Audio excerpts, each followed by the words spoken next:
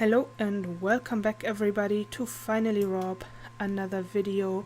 Today I don't have the camera on, as you can see. I'm just playing some Minecraft, and that's why I started this Minecraft world. It's just because I know that I won't always feel like having the camera on. And certainly not today, because I'm not so well. I mean, my physical health has been declining, and I mainly put that on the stress that just my immune system is completely fucked right now. I guess understandably. I mean, I have a lot of stress, just transition related. I can't even talk. So yeah, I feel like I should talk about this because, you know, not everything is good when it comes to transitioning. While it's a very positive step to do and something very important to do if you choose to. I mean, not every transgender will transition, but some people will decide this for themselves. And it's a hard thing, transitioning, and it comes with a lot of hard times, and I'm having those. So where do I start? I mean, generally I'm already a person that tends to be depressed and anxious. I mean, I've had that issue since I was a young teenager. I've always been this way, so... But right now it's just not helping that I don't really have support in the house, let's say, in the home. And that's really hard on me because this is the first time that my husband can't support me. And I'm not taking it against him. I know he's kind of fighting his own battle right now. But it's really hard on me because this is the biggest change in my life. This is the biggest thing that's ever going to happen to me. And while we've been sharing every thought and every experience for the past 7 years, 8 years, about 8 years that we've known each other, and 7 that we've been married, now it's not possible anymore because, you know, it's hard on both of us. And that's why I had like a major panic attack yesterday.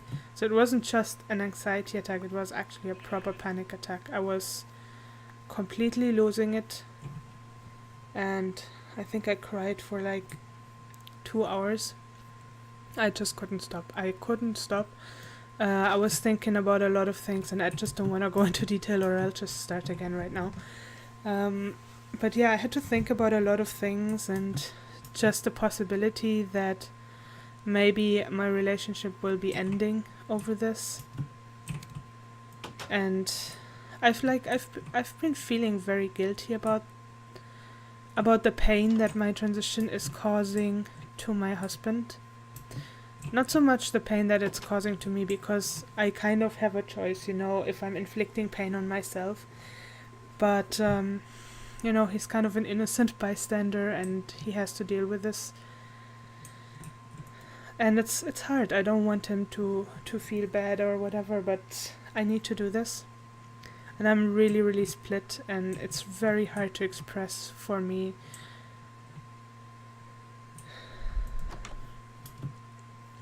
But yeah, so my panic attack yesterday was mainly based on the fact that maybe I have to end up single, and how I would be alone in this if I ended up single, and how would I do everything, and how would I, you know, celebrate the good parts of it, or have somebody by my side when something is scary or when I just need some support. And I have friends. I mean, I have my best friends, but my best friends are all at a distance at the moment, and it's not gonna change for a little while anyway. So while I can always talk to them over the internet, or, you know, chat over some messengers, you know, use some messaging software. I'm trying to not make any advertisement here. It's kind of hard that at least for a while, I felt that I don't really have somebody in real life right now where I can just be me and share the happy times about the transition, or also the scary or frustrating things, like having to wait on a waiting list and things like that. And yeah, so that was really, really hard on me last night. And at some point, I had a friend that I was talking to over the messenger, and he was taking a lot of time, and I feel really bad because he was staying up really past his usual bedtime, but I appreciate it, and I've done the same for him, so it's like, I guess we do that for each other a lot. But yeah, it was hard. And then at some point we were talking, and I wasn't able to calm down, and I was just trying to find like a solution to this thing where I'm so afraid that I have to go through all of these changes all alone. And I asked one of my very good friends that live here in the same city.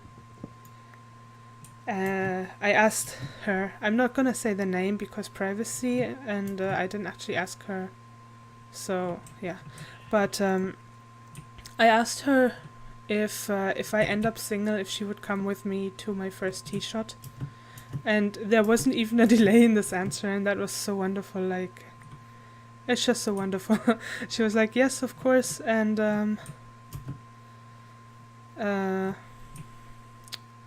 I said that I'm a little bit afraid, that maybe my relationship might end, and I don't want to do this. I can't do this alone.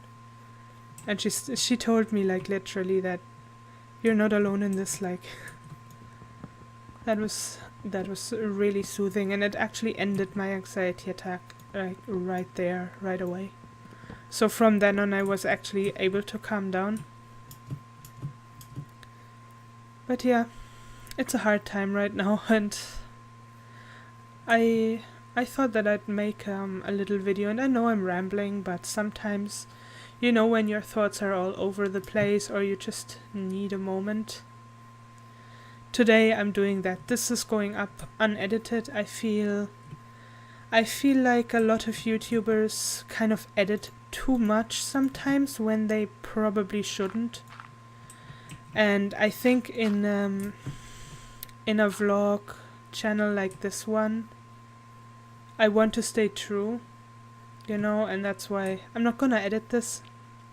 You'll get this like completely raw. This is like, don't know, take number 10 because I just couldn't get my words out first, but now it's working, so I guess this one is going up. But yeah, that's basically why I'm not well lately, and why it's a bit hard for me to do like all the good things, all the things that I should be doing for myself just to feel better. I have therapy once a week, and my therapist keeps telling me that I need to do things for myself and that I need to meet friends and things like that. And I was finding like all those, excuses that depressed people just have, I just found those excuses, I guess. But finally I kind of listened to him, and that's good as well, because I am feeling lonely like a lot of the time right now. And yeah, so he told me at some point I need to find some friends here with whom I can do something, just go out or talk or whatever. And so a while ago, we have Oktoberfest right now, so for people in the future, it's right now, let me just look, here it's September, end of September, so it's Oktoberfest right now. And so I went to the Oktoberfest with a friend and just talked a little bit, about all kinds of things, including he was asking for like how the transition is going, so I gave him like a little idea, I guess, on how things are going and what I'm waiting for right now, because the waiting list for everything. And yeah, that was really, really nice. And then, of course, talking to my other friend last night, just knowing that at least I have at least 2 friends here in the city, that will be with me on this journey, and that's really, really good for me, like mentally, like it's really helping me that I know this. So yeah, I don't know. Maybe for a bit positive ending, I guess, of this video. I Today I received my binders. I mean, not all of them. I ordered 3 binders on Amazon, and I know that a lot of the time, when I watch like binding videos, where other trans people explain about binding, they often tell you that you shouldn't be, you should buy branded binders because they're tested and they're like good, well made and everything. But I just don't have that deep of a pocket, and I still have top dysphoria like crazy. I really, really, really don't want to deal with my chest at all. So yeah, today 2 of my 3 binders were delivered, and I tried it. Like, I mean, they are basically the exact same binder, and I might make a review once the 3rd one is here as well.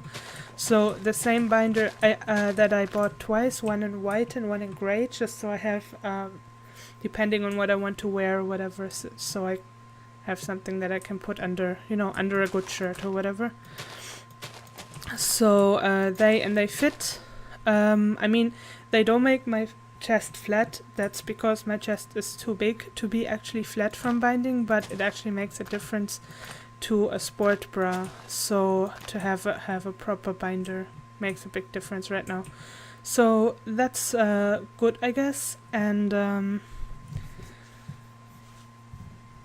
yeah, I don't know. I mean, I'm trying to make my steps to the transition.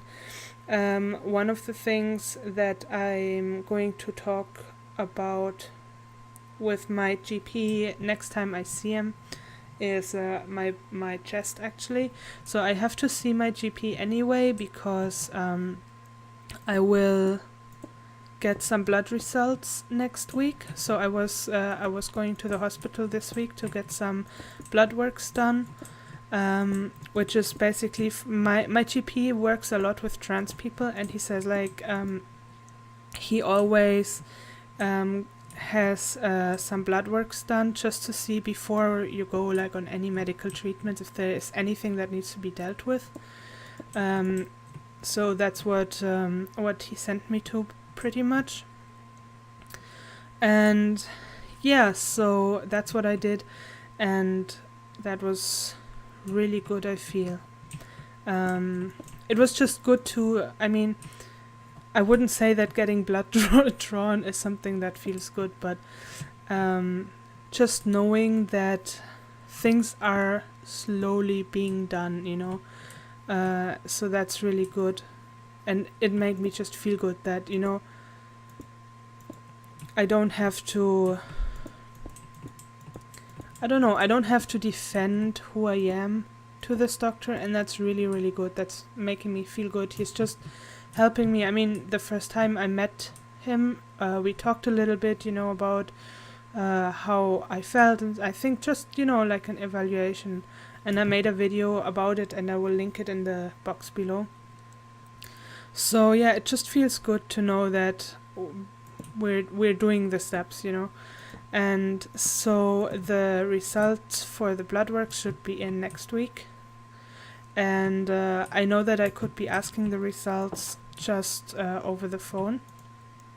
But I actually want to talk about my chest with the doctor. And the problem is that I do want to bind most of the time. I know that binding you should always, like, you should take care of how long a day you do, like not more than 8 hours and stuff like that. But I'm not even sure if 8 hours is very safe for me right now, because I have an implant and it's old. I have a breast implant on one side. which was like a medical need back then. I needed it, and but you need to switch out the implants every 10 years, and mine has been in for 12. So it's really time to either exchange it, or in my case, it makes more sense to remove it completely. So I want to talk to him about it, because the medical reason why I had it in was because of back pains that were caused by like very differently sized breasts, basically. And yeah, so if I only get the implant out, then I'll get the back pains again, and I prefer not to have that. But I also don't want a new implant in. Like, I really don't want a new implant in. So I want to talk to the doctor and see if, like, when I get the implant out, if he can like help me get it on the way to like just get the whole top surgery done at that point. I don't really know how it is, like if I need to be on hormones already for this, or if I can just do it.